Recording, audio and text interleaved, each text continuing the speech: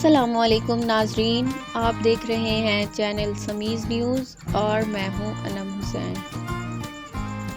یوں تو کائنات ارضی کا ہر رنگ، ہر نعمت انمول اور قدرت کا بیش بہا خزانہ ہے، لیکن قدرت نے سرزمین پاکستان کو جو حسن و جمال عطا کیا ہے وہ کم ہی ملکوں کے حصے میں آیا ہے۔ وطن عزیز پر قدرت کی بیش بہا مہربانیاں ہیں۔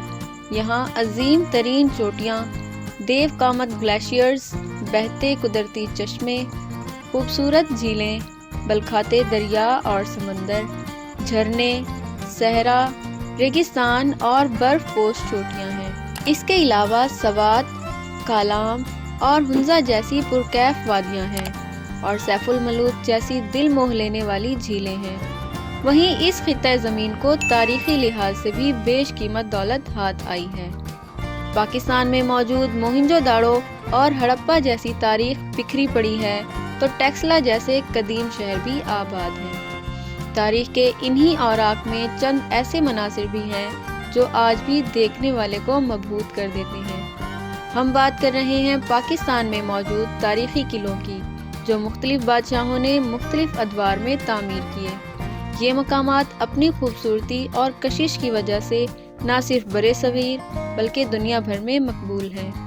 آپ کی دلچسپی کے لیے پاکستان کے مشہور قلعوں کا تعارف سمیز نیوز پر پیش خدمت ہے۔ آج ہم آپ کو تاریخی قلعہ روہتاس کی سیر کراتے ہیں۔ اس قلعے کی بنیاد افغان بادشاہ فرید خان نے، جو شیر شاہ سوری کے نام سے مشہور ہوا، تقریباً 450 سال قبل مئی 1542 میں رکھی تھی۔ پتھر اور چونے سے بنائے گئے اس قلعے کی تعمیر قریب 5 سال میں مکمل ہوئی تھی۔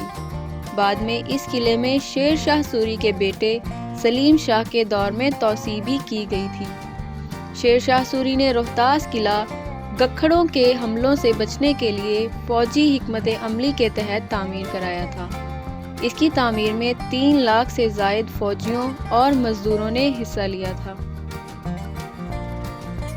اس قلعے کے 12 دروازے تھے اور مجموعی طور پر اس کی تعمیر پر 16 کروڑ بہلولوی سکے لاگت آئی تھی۔ 74 فٹ اونچا سہیل دروازہ، جو سہل یا سول دروازہ بھی کہلاتا ہے، روہتاس قلعے کا وہ واحد دروازہ ہے جسے اب تک سب سے کم نقصان پہنچا ہے۔ قلعے میں داخلے کی اس جگہ کے اندرونی حصے میں اس دور کے ایک بزرگ سہیل خان غازی کا مزار بھی ہے اور اسی نسبت سے اسے سہیل دروازہ کہا جاتا ہے۔ شیر شاہ سوری نے یہ قلعہ صدیوں پہلے بھارت میں تعمیر کردہ اسی طرح کے ایک دوسرے قلعے کی طرز پر بنوایا تھا۔ سنسکرت میں روہتس کا مطلب ہے سفید انڈا۔ اونچائی سے دیکھنے پر یہ قلعہ ایک چمکتے ہوئے سفید انڈے کی طرح نظر آتا تھا۔ یہیں سے اس کا نام روہتس سے روہتاس پڑ گیا۔ اس تصویر میں فیصل کا ایک کنگر نظر آ رہا ہے جسے ماہر تیر انداز دشمنوں پر حملوں کے لیے استعمال کرتے تھے۔ 400 ایکڑ رقبے پر اور اصل حالت میں غالباً اس سے بھی زیادہ علاقے پر پھیلا ہوا روہتاس قلعہ اب کوئی ایک مکمل عمارت نہیں ہے۔ اس کی باقیات جگہ جگہ پھیلی ہوئی ہیں کیونکہ کئی حصے وقت کے ساتھ تباہ ہو کر ناپید ہو چکے ہیں۔ اس میں کئی عشروں پہلے ٹوٹنے والا قلعے کا ایسا حصہ نظر آ رہا ہے جو آج تک وہیں پڑا ہے۔ دروازے کے ساتھ اور اوپر محافظوں کی برجی اور پہرا دینے کی جگہیں بھی دیکھی جا سکتی ہیں۔ اس قلعے کو دیکھ کر اندازہ لگایا جا سکتا ہے کہ پتھر کے بڑے بڑے ٹکڑوں، چونے اور چکنی مٹی سے تعمیر کیا گیا یہ قلعہ اپنی تکمیل کے بعد کتنا خوبصورت نظر آتا ہوگا۔ اس قلعے کی تعمیر علاقے کی جغرافیائی نوعیت کے حساب سے کی گئی تھی۔ قلعے کی فصیل کا یہ ٹوٹا ہوا حصہ قریب سے دیکھیں تو پتہ چلتا ہے کہ زمانے کی سختیوں اور مسلسل عدم توجہ کا نتیجہ کیسا ہوتا ہے۔ قلعے کا یہ حصہ رانی محل کہلاتا تھا، اب کالا محل بھی کہلاتا ہے۔ وجہ وقت کے ساتھ ساتھ اس کی کالی ہو جانے والی رنگت۔ شیر شاہ سوری کے بعد جب یہ قلعہ مغلوں کے قبضے میں آیا تو اس میں راجہ مان سنگھ کی بیوی بہن روپ کماری رہتی تھی۔ اس لیے اس کا نام رانی محل پڑ گیا۔ آج یہ محل بری طرح ٹوٹ پھوٹ کا شکار ہو چکا ہے۔ جہاں کبھی شاہی شان و شوکت تھی وہاں صدیوں سے کائی جمی ہے اور تاک ہے جہاں صدیوں سے چراغ نہیں جلایا گیا۔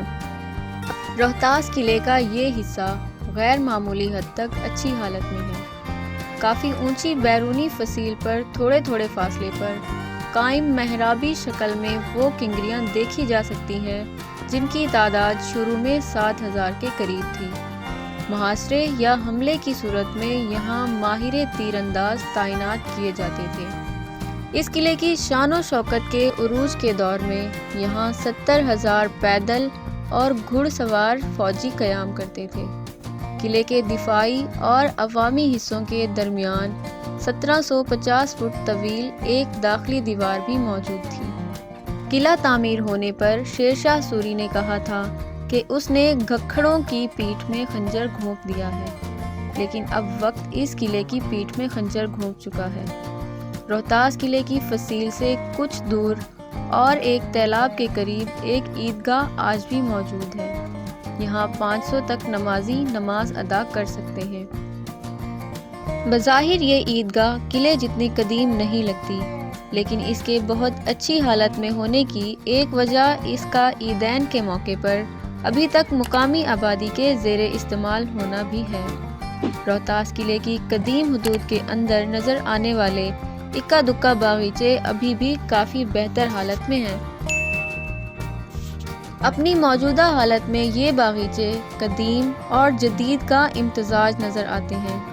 اس علاقے میں جگہ جگہ سانس لیتی تاریخ گواہ ہے کہ صدیوں پہلے جو روہتاس ایک قلعہ بند شہر کی طرح تھا، وہ اب اپنے ہی کھنڈرات کی وجہ سے پہچانا جانے والا روہتاس گاؤں کہلاتا ہے۔ محکمہ آثار قدیمہ کے زیر انتظام یہ قلعہ یونیسکو نے عالمی ثقافتی میراث کہلانے والے تاریخی مقامات کی فہرست میں شامل کر رکھا ہے، لیکن پھر بھی اس کی دیکھ بھال پر زیادہ توجہ نہیں دی جاتی۔ بحالی منصوبوں میں غیر ملکی ادارے بھی دلچسپی رکھتے ہیں، لیکن انہیں اجازت نہیں دی جاتی۔